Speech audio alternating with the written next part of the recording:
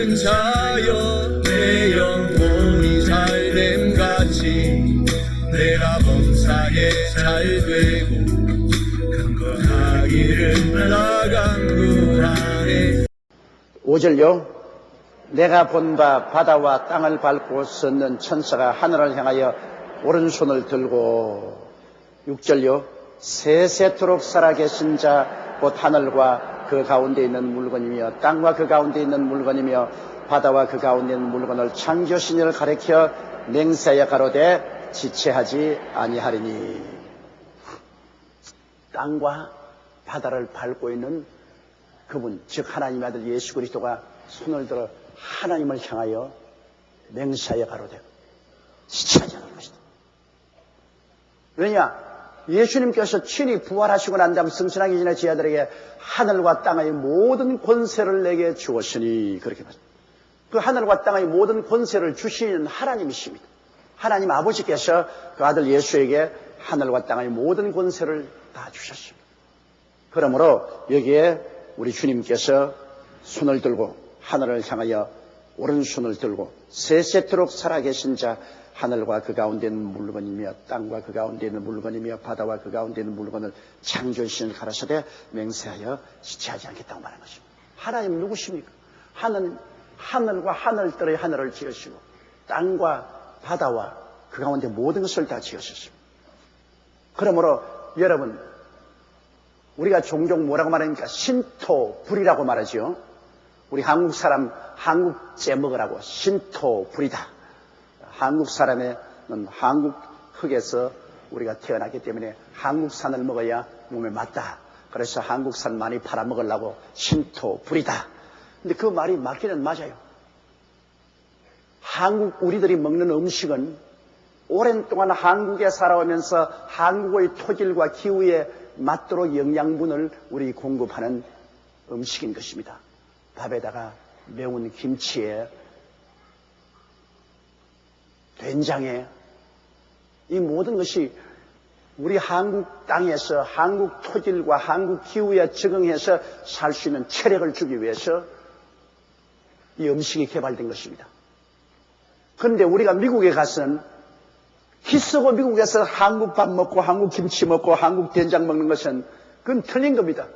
미국은 미국 땅과 물과 기후가 있기 때문에 거기에 적응할 수 있는 음식을 먹어야 되므로 미국 사람이 먹는 음식을 따라 먹어야 돼요. 거기에는 빵을 먹어야 되고 바다를 발라 먹어야 되고 스테이크를 먹어야 되고 그래야 미국 토질에 맞게끔 건강을 유지할 수 있어요. 또 중국에 가면은 중국식으로 먹어야 돼요. 아프리카에 가면은 아프리카식을 먹어야 되고.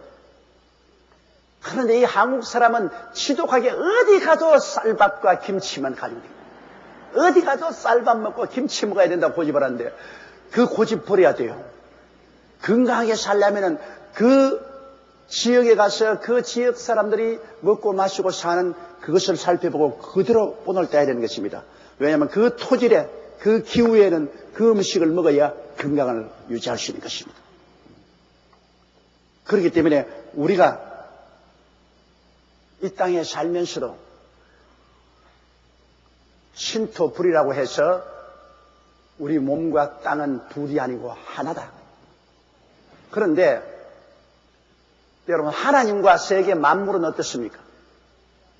하나님 따로 있고 이 세계와 만물이 따로 있다고 생각하면 큰일입니다. 성경에 바울이 말하기를 하나님은 만유 중에 계시고 만유를 통일하시고 만유 위에 계신다고 말하셨습니다. 하나님은 우리 가운데 이 만유 가운데 주님이 임재하여 계시고 그 만유를 다 주님께서 통일하시고 또 하나님은 그 만유 위에 초월해서 만유를 다스리고 계시는 것입니다. 그러므로 하나님과 만물은 신토불이처럼 하나님과 만물도 분리시키면 안 됩니다. 물질은 물질대로 있고 하나님은 하나님대로 따로 계시다. 그렇지 않습니다. 하나님이 물질은 아닙니다. 그러나 만물을 만드신 하나님은 우리 가운데 계셔서 이 만물을 주님께서 주장하시고 만물 가운데 계시며 그리고 또 만물을 초월해서 주님께서 계신 것입니다. 이렇기 때문에 만물 가운데 계신 하나님께서는 인간의 역사를 주장하시고 생사화복을 주장하신 하나님이십니다. 이 하나님께 우리가 기도를 드리면 하나님은 기도라는 매개체를 통해서 이 만물 가운데 성령의 역사를 나타내는 것입니다. 기도하지 아니하면 하나님께서 특별한 역사는 베풀지 않습니다. 일반적으로 하나님께서 역사하시죠. 일반적으로 하나님께서 자연 법칙을 통해서 또 하나님의 섭리를 계획한 섭리를 통해서 역사와 우주 만물을 지배하시는데 우리에게 특별히 하나님께서 간섭해서 역사하는 것은 우리가 기도를 해야 하나님의 성령의 기도를 통해서 우리 가운데 특별히 역사하게 하는 것입니다. 기도 안 하면 하나님의 특별한 역사는 일어나지 않아요. 그러므로 기도가 무슨 형식적이고 가식적인 것으로 생각하면 중대한 잘못입니다. 강단에서 우리가 대표 기도를 할 때라도 우리가 나라와 민족을 위해서 기도하면 나라와 민족을 위해서 기도하는 만큼 그 기도를 매개체로 해서 하나님의 성령이 나라와 민족에 역사하는 것입니다. 우리가 이 강단에 서서 기도할 때 아까 우리 장로님도 그렇게 기도했으면 한세대학이나 국민 일부를 위해서 기도했으면 그 기도할 때 그 기도한 만큼 성령이 그 한세대학이나 국민 일부를 위해서 복을 내리기 시작하는 것입니다. 그러면 우리 자녀들을 위해서 우리가 계속 기도하면 그 기도한 만큼 성령께서 자녀들 속에 들어와서 역사하는 것입니다. 우리 물질 속에 우리 환경 속에 역사하시는 하나님은 기도를 해야 역사하는 것입니다. 하나님의 성령의 역사는 기도와 믿음을 통해서만 우리에게 현실로 나타나는 것입니다. 기도와 믿음이 없이는 하나님은 임재에 계셔도 그 특별한 사건에 대해서 하나님의 역사와 능력이 나타나지 않죠. 출렁거리고 흐르는 홍해 바다. 그거는 하나님의 섭리로서 바닷물이 흐르게 되어 있는 것입니다. 그러나 모세가 기도하니까 그리고 믿으니까 기도와 믿음을 통해서 하나님의 간섭하는 섭리가 나타나서 그 일반적인 하나님의 법칙을 하나님의 특별법으로 갈라놓는 것입니다. 갈라놓는. 기도 안 했으면 절대로 그런 일이 일어나지 않아요. 기도하기 전에는 언제나 홍해 바다는 그냥 가득 차서 출렁거렸어요. 그러나 기도할 때 하나님이 간섭을 하셔서 홍해가 갈라진 것입니다. 아무리 예수 믿는 사람도 몸에 병 들어있는 것 그대로 내버려 두면 그건 자연 법칙에 의해서 그 사람이 생활 습관이 나빴든지 음식 먹는 습관이 나빴든지 어디 몸이 약해져서 병들이 침입해서 병들어 있어요. 기도 안 하면 그대로 병이 진행돼서 가는 겁니다. 그러나 기도를 하면은 예수 이름으로 하나님이 거기에 간섭을 하기 시작한 것입니다. 하나님 능력이 간섭에 들어와서 그 병의 진행을 막고 병을 깨뜨리고 하나님의 생명이 일어나서 다시 건강을 회복하는 역사를 베풀어 주시는 거죠. 기도하니 그런 역사. 여러분 마음이 우울하고 답답하고 부정적이 되어 있습니다. 내버려 두면 그대로 되어 있어요. 왜 여러분 자연 법칙에 의해서 자연에 우울한 일이 생기고 여러분 또 성격상 부정적이고 하면 마음이 우울해져요. 그러나 우리 주 예수 이름으로 하나님 기쁨을 주옵소서. 내 마음속에 슬픔을 제하시고 기쁨을 달라고 기도를 하면은 하나님은 그 기도를 통해서 성령이 오셔서 그 우울증과 슬픔을 다 내어 쫓아버리고 그 마음속에 하나님의 능력으로 기쁨을 채워주시는 것입니다. 그러므로 하나님 앞에 늘 기쁨을 달라고 기도해야 되죠. 이러므로 여러분 구하라 주실 것이요 찾으라 찾을 것이요 문을 두드리라 열릴 것이라는 것은 반드시 하나님이 우리 가운데 계시고 우리를 초월해 계시지만은 구해야 하나님이 우리 속에 역사하게 하시는 것입니다. 그러므로 기도가 얼마나 중요합니까? 너희가 없는 것은 구하지 아니함이라. 항상 기뻐하라. 쉬지 말고 기도하라. 범사에 감사. 쉬지 말고 여러분 기도를 드려야 되는 것입니다. 그래야 하나님이 우리 가운데 역사하죠. 하나님이 어디 계십니까? 하나님은 5만 대 다 계셔요. 하나님은 우리 교회당만 계신 게 아니라 우리 대한민국 삼천리 강도 어느 곳이나 다 계셔요. 그러나 어느 곳이나 나타나지 않습니다. 교회에 모여서 기도하니까 교회에서 나타나요. 다른 데는 기도하지 않잖아요. 기도하지 않으니까 하나님이 안 나타나시죠. 기도라는 매개체를 통해서 하나님의 역사가 일어나는 것입니다. 그러므로 기도가 얼마나 중요한지 첫째도 기도하고 둘째도 기도하고 셋째도 기도하고 일을 해야 되는 것입니다. 기도를 하지 않고는 하나님을 만날 수가 없습니다. 하나님이 나타나지 않습니다. 아무리 성경 공부 열심히 해도 그 공부만 한다고 나타나지 않아요. 하나님이 나타나는 것은 기도하고 믿을 때 나타나는 것입니다. 그러므로 여러 가지 머릿속에 이심과 여러 가지 퀘션이 많을지라도 거기에 끌려가면 안 돼요. 기도하고 믿으면 하나님을 만나고 하나님을 체험하게 되니까 의심구름 다 사라져버리고 마는 것입니다. 가장 중요한 것은 예수 그리스도를 만나고 그리고 변화를 받아야 되는 것입니다. 만나지 못하고 자꾸만 이론적으로 따지고 해서는 소용이 없어요. 만나면 돼요. 만나면 뭐 예수 그리스도를 만나서 체험했는데 누가 의심합니까? 그러므로 예수님께서 한 발은 땅을 짚고 한 발은 바다를 짚고 그 오른손을 들어 천지와 만물을 지으신 하나님을 향하여 그는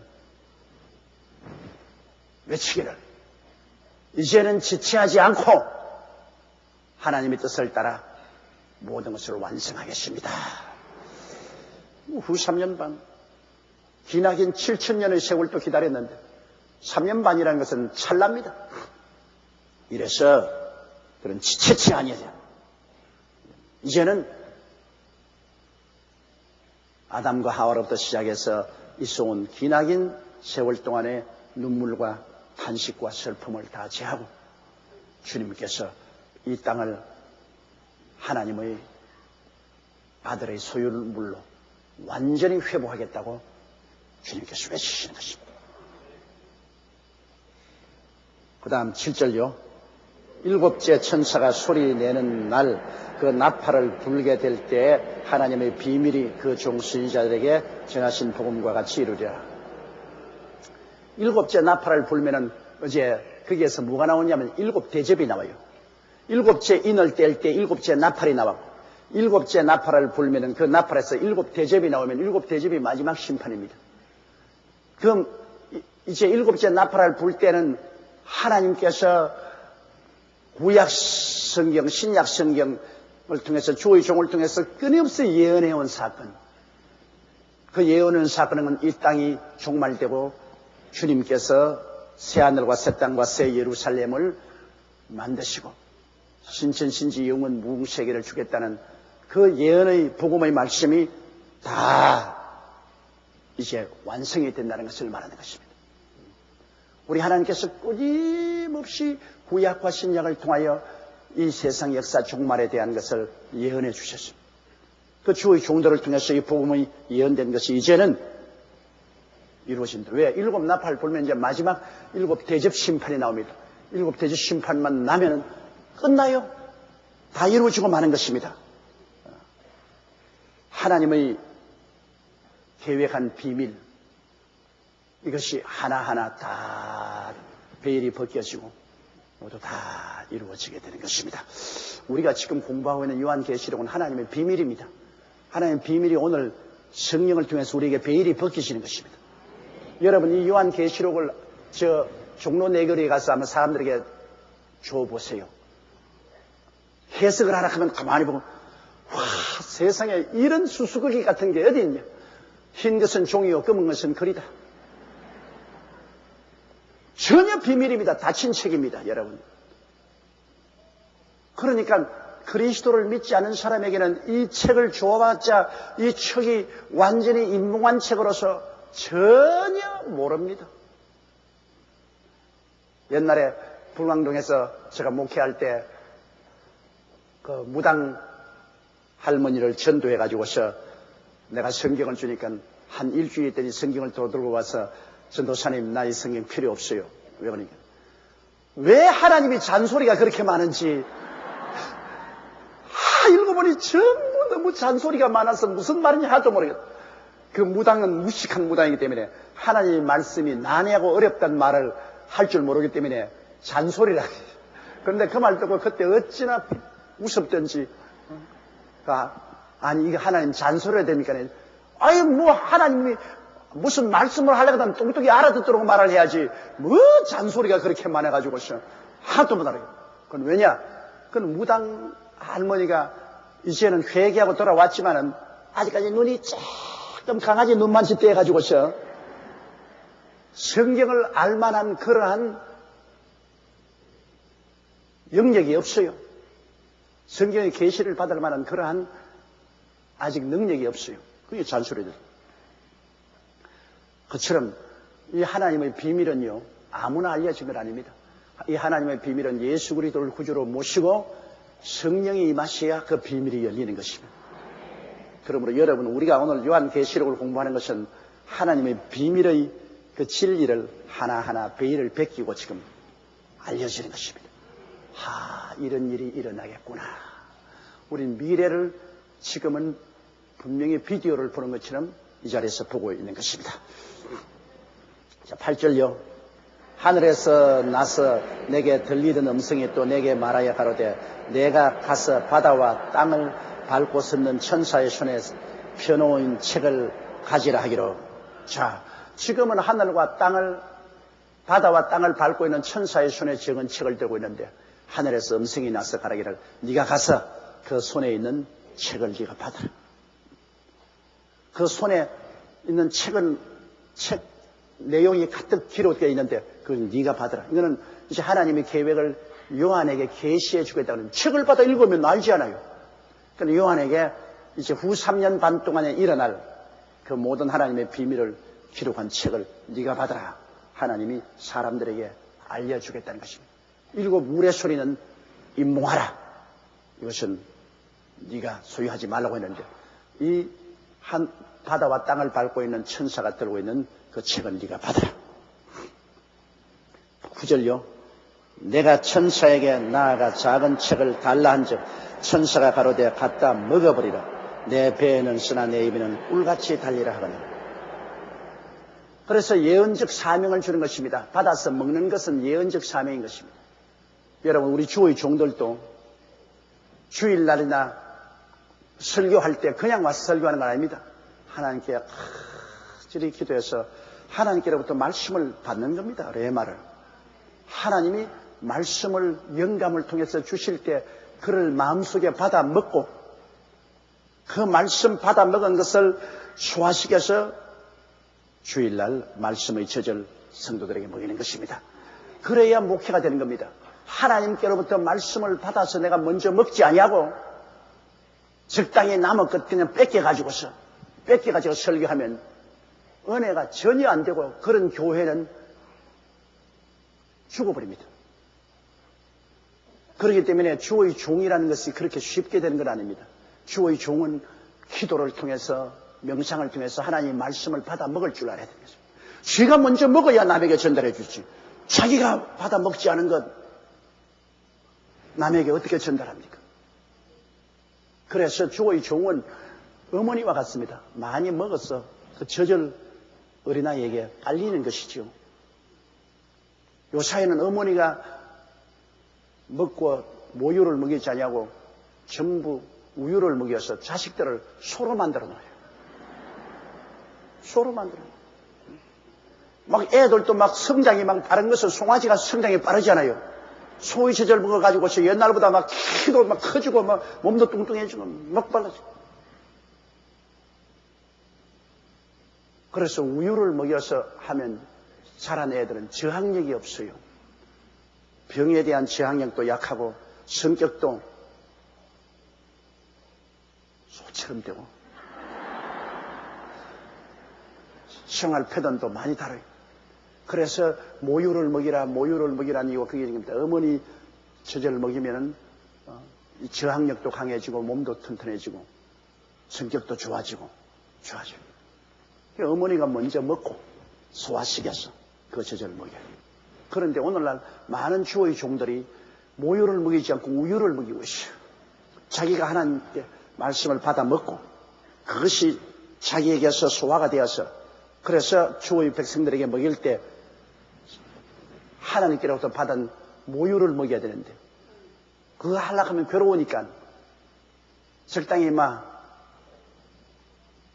책을 보고 우유를 적당히 가지고서 우유를 먹여서 전부 교인들이 순수한 성령의 아름다운 도의 젖을 먹지 않고 우유를 먹어가지고서 그냥 올바른 신앙생활을 못한 사람이 많습니다.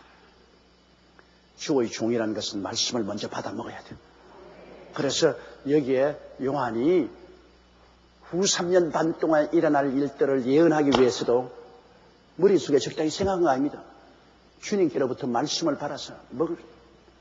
너 입에서는 꿀같이 달아 뱃속에는 썰이라고 한 말은, 여러분, 하나님의 말씀은 꿀보다 달고 송이꿀보다도 답니다. 하나님 말씀을 들으면 그 말씀이 얼마나 달콤한지 몰라요. 하나님 말씀이 굉장히 달아요. 그렇기 때문에 하나님 말씀을 들을 때 말씀이 입에 달면은 그분 영적으로 건강한 사람입니다. 그러나 병들어는 아무리 맛있는 밥도 씁니다. 제가 옛날 어릴 때 우리 어머니에게 하면 혼이 난적이는데, 우리 어릴 때는 쌀밥에 고기를 먹는 것은 참으로 힘듭니다. 1년에 명절 때 한두 번 있을까 말까 한데요. 그런데 우리 어릴 때는 정말로 징어리가 굉장히 많았어요. 이 동해에서 징어리가 너무 많이 잡혀서 원산에서 징어리 공장이 있어가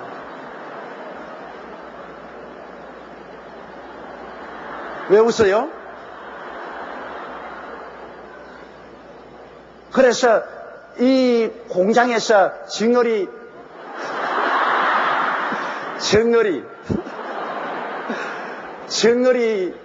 비료로 만들어요. 비료로. 그 기름을 짜가지고서 그걸 가지고서 화장품도 만들고, 그걸 가지고서 거름도 삼고 그랬어요. 거름을 삼을 만큼 그렇게 징어리가 많았어요. 근데 그 징어리가 아예 그냥 잘 구워놓으면 꽁치같이 굉장히 맛있어요. 꽁치는 징어리 사촌이지만은 징어리가 정말 맛있다고요. 그런데 내 여동생이 아팠어요. 아파가 열이 펄펄 나고, 그러니까 어머니가 아주 흰 쌀밥을 맛있게 해가지고서 기름이 보글보글 그렇게 징어리를 이렇게 구워가지고서 이렇게가 야 먹어라 그러면서 그 밥에다가 징어리를 이렇게 뜯어가지고 얹어주는데, 와, 옆에 보시면 너무너무 먹고 싶어. 그래서 내가 침을 삼키다가 말고 나도 아프면 좋겠다. 그러자 눈 깜박할 사이에 번개가 눈에 불이 펀쩍 하는데 보니까 어머니가 한 대 올려 때렸어요. 어떻게 그렇게 고약한 말을 하니? 건강한 것이 얼마나 좋은데. 그래서 그래도 나는 건강하니까 잎쌀밥에 정어리도 못 먹는데 동생은 아프니까 잎쌀밥에 정어리도 먹지 않냐. 그와 같이 건강하면은 보리밥에도 김치도 맛있다고요. 입에 달다고요. 그런데 병들면은 그 잎쌀밥에 정어리를 찍어 구워줘도 못 먹어요. 맛이 없어. 우리가 군대에서 논산훈련소에서 훈련할 때 그때는 항상 배가 고팠어. 그런데 이제 어떻게 잘 해서 밥 당번이 되면요, 밥 당번이 되면 부에 가서 이제 밥을 군대에 나르거든. 나도 밥 당번이 돼봤는데, 밥 당번이 되면은 부엌에서 밥을 좀 많이 줘요. 얼마나 맛있든지 밥이. 배는 자꾸 먹어가 배는 남산만치 되는데 입은 자꾸 달아요, 그냥. 입은 자꾸 달라근데 이제 배가 불러서 먹을 수가 없어. 너무너무 아까워. 배만 좀 더 컸으면 더 많이 놓을 건데, 입은 자꾸 달아서 자꾸 먹고 싶은데 배가 불러서 못 먹었어. 그때가 기억이 납니다. 반찬 같은 거 필요 없어. 그냥 맨밥인데도 그렇게 달더라고요. 그래서 성도 여러분이 하나님 말씀이 입에서 달고 송이꿀보다 다를 때는 영적으로 건강하기 때문에 그렇죠. 그러나 영적으로 병들어 놓으면 말씀도 귀에 들어오지도 아니하고, 들어오면 자꾸 병든 닭 졸듯이 자꾸 졸고 말씀이 귀찮아져요. 그건 영적으로 병들어서 그런 것입니다. 그 요한에게 이 주님께서 적은 책을 주니까 입에는 달다. 하나님 말씀이 달라. 속에는 쓰더라. 쓰다는 것은 뭐냐? 이 예언의 말씀이 결국에는 마지막 심판의 말씀이기 때문에 얼마나 많은 사람이 죽고 세계가 무너지는 쓰디쓴 일이 일어날 것이기 때문에 말씀 그 자체는 너무나 달지만은 그러나 그 말씀에 예언한 결과는 너무나 쓰디쓴 체험을 하게 될 것이라는 것입니다. 이러므로 후 3년 반 동안에 일어날 그 예언의 말씀을 요한이 받았기 때문에 얼마나 후 3년 반 동안에 이 지구의 최후 비참한 일들이 날 것을 여기 미리 보여준 것입니다. 입에는 다나 뱃속에서는 쓰더라. 10절요. 내가 천사의 손에서 작은 책을 갖다 먹어버리니 내 입에는 꿀같이 다나 먹은 후에 내 배에서는 쓰게 되더라. 11절요. 저희가 내게 말하기를 내가 많은 백성과 나라와 방언과 임금에게 다시 예언하여야 하리라. 이게 바로 그 책의 내용인 것입니다. 네가 3년 반 동안 예언했는데 이제 또 이 책에 기록한 후 3년 반 동안에 많은 백성과 나라와 방언과 임금에게 다시 예언을 해서 종말에 가져올 것이라. 이것이 바로 전 3년 반 요한계시록 6장에서부터 시작해서 9장까지 전 3년 반 다 끝나고 후 3년 반 11장에부터 시작하는 후 3년 반이 오기 전에 후 3년 반 동안 예언할 요한에게 주님께서 선지자의 사명을 주는 그 의식이 여기에 놓여 있는 것입니다. 사랑하는 자여 내 영혼이 잘됨 같이 내가 범사에 잘되고 강건하기를 나 간구하노라.